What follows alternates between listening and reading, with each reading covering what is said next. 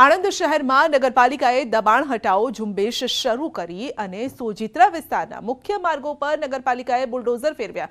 લારી ગલ્લા સહિત પાક્કા ઓટલાના દબાણો તંત્ર દ્વારા હટાવાયા. નગરપાલિકાના ચીફ ઓફિસરની ઉપસ્થિતિમાં ચુસ્ત બંદોબસ્ત વચ્ચે સવારથી જ વિવિધ વિસ્તારોમાં દબાણ હટાવવાની કામગીરી પણ હાથ ધરવામાં આવી છે.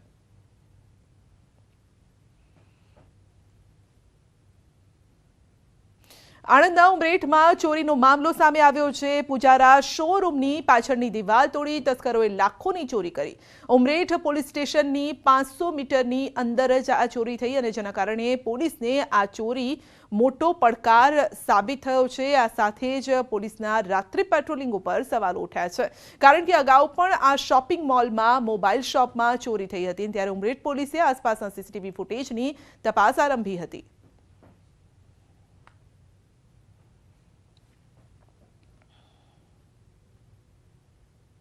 સરકારે જંત્રીમાં કરેલા ભાવ વધારા મુદ્દે અમદાવાદમાં બિલ્ડર એસોસિએશન મુખ્યમંત્રીને રજૂઆત કરવા પહોંચ્યા અને સરકાર દ્વારા જંત્રીમાં 100% વધારો કરવામાં આવ્યો છે. તે સંદર્ભે ડેવલપર્સે મુખ્યમંત્રી સાથે બેઠક કરી પોતાના મુદ્દા મૂક્યા છે. જંત્રીમાં 100%ના બદલે 50%નો વધારો કરવા માટે માંગ કરી છે.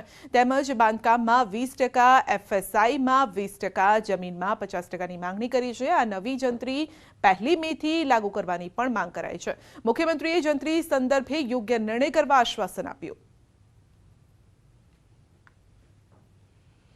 જે 50% ડબલ કરી છે, એમાં 50%ની માંગણી કરી છે અને જમીન અને બાંધકામની બંનેની જંત્રી અલગ અલગ હોવી જોઈએ. એટલે જમીનમાં 50%ની વધારાની માંગણી કરી છે અને બાંધકામમાં છે એમાં 20%ની માંગણી અમે કરી છે. પેપર લીક અંગે વિધાનસભામાં કડક કાયદો લવાશે. પેપર લીક સામે રાજ્ય સરકાર લાવશે કડક કાયદો. કડક કાયદા માટે ડ્રાફ્ટિંગ પણ શરૂ કરાયું છે. બજેટ સત્રમાં આવશે બિલ. હાલમાં રાજસ્થાન, યુપીના કાયદાનો અભ્યાસ કરાઈ રહ્યો છે. નવા કડક કાયદામાં જોગવાઈઓની વિચારણા થઈ રહી છે. 10 વર્ષની જેલ, 10 લાખના દંડની જોગવાઈની વિચારણા છે. પેપરના અલગ અલગ સેટ તૈયાર કરવાની પણ વિચારણા છે અને સાથે જ 9 થી 10 લાખ ઉમેદવારોની પરીક્ષાના બદલે નિર્ણય અલગ અલગ તબક્કામાં પરીક્ષા લેવાની પણ વિચારણા છે. ખાનગી પ્રિન્ટિંગ પ્રેસની જગ્યાએ સરકારી સ્થળે છાપવાની વિચારણા છે.